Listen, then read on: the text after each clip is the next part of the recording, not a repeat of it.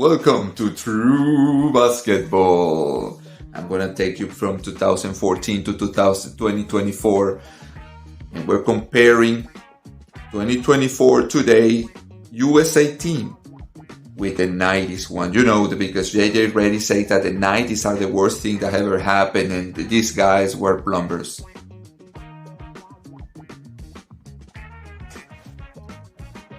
2014, USA won. I think it was a World Cup, relatively competitive game. Then they were always kind of almost losing or losing.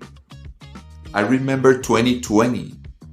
They got Kevin Durant, Tatum, Booker, all these guys, and they struggled mightily against. Actually, they lost. They were kind of lucky at the beginning because all the games they lost were kind of the preparation games. They lost a lot of games, and they lost against European teams. They lost a lot of games. Actually, they end up winning. They end up winning the Olympics. But remember, they beat France by 5 points.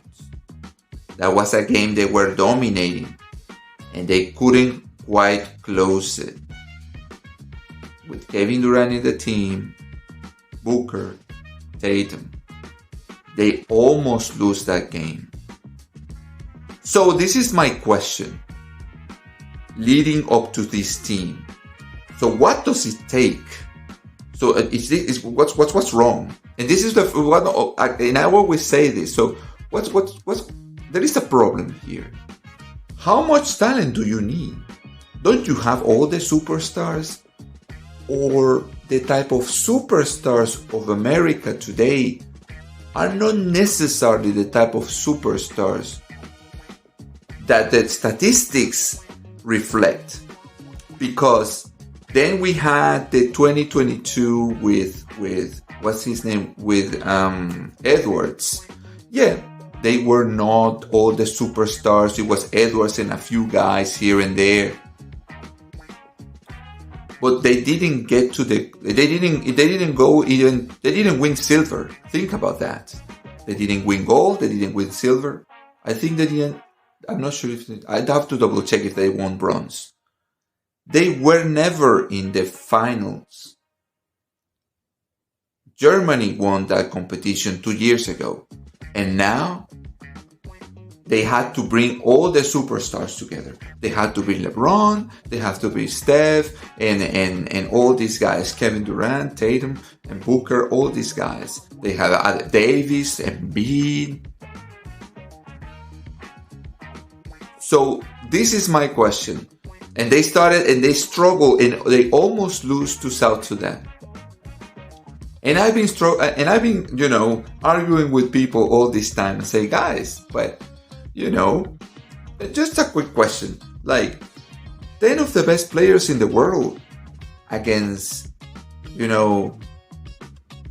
guys who are not fully NBA players. Some of them, like South Sudan, don't have like guys in the NBA like going to the conference finals or something. Canada have 2 superstars, but they don't have like a complete team in all positions. You should beat this team by 15 points or more, don't you think? That's what we thought. Think about this. When they announced the team and they said, it's going to be Curry and LeBron. And I said, he did it again. He needed this story. LeBron needed this story and to keep pushing his agenda. All right, that's okay. He needed to win the Olympics and be the oldest guy to win the Olympics. Okay, that's fine. And when I heard it, I said, man, these people are going to beat teams by 15 to 20 points. It's going to be easy. 10 of the best 15 players in the world on the same team. And all the other best players are kind of spread. Like Gilgeous Alexander is in Canada. Giannis is in Greece, Slovenia, Lucas is in Slovenia, Serbia, Jokic is in Serbia. So they're not on the same team, they are on different teams. That's easy to do. Yet they are struggling. Why? Why did they start struggling? And I'm going to explain why. And by the way, the fact that they remove Embiid and they play way better proves what I'm telling you.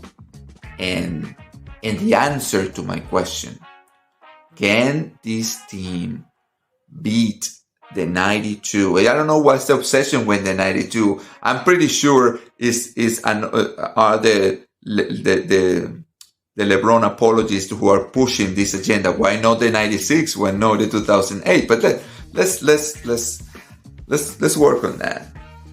What can this team beat 92? Can they beat South Sudan by 15 first? That's the answer.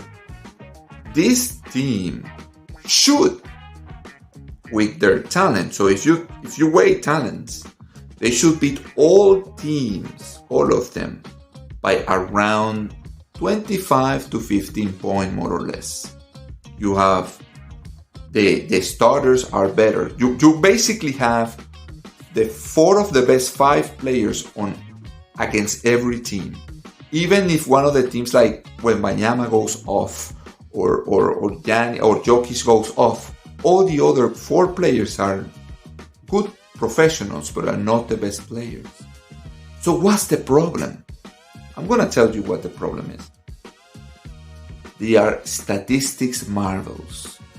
They do statistics, but they don't know how to win games. Many of these superstars are not really winning players. I think Booker can win. However, he went out in the playoffs relatively quick. LeBron and Davis, two superstars, and Davis, by the way, is all NBA and all defense NBA, went out early. Embiid has never in his career reached the conference finals. He plays in the East. And Jimmy Butler went to 2 finals, by the way, who played with him. Harden went to the conference finals. What I'm telling you is the problem is not that there are good pieces or good talent. Embiid, for example, needs the offense to circle around him. LeBron needs the offense to circle around. And by the way, they kind of figured out that.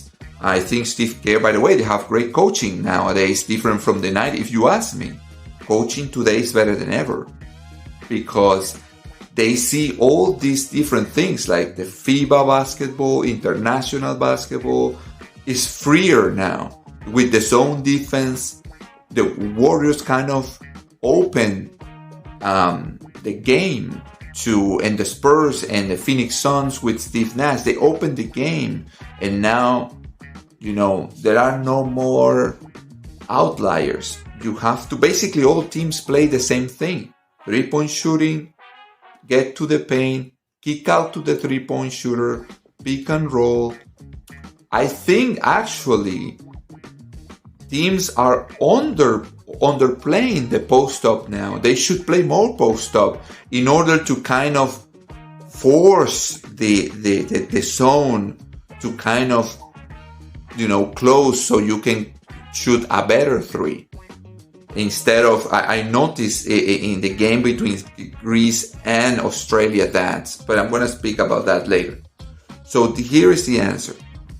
This team has to, and I think it will win by 15 points, but I'm pretty sure there will be all this media machinery saying, oh my God, it's LeBron who did it, even though he's been his plus minus hasn't been great. By the way, it was -7 in the last one. Just saying. But I think it was minus in the last 2. I'll double check that.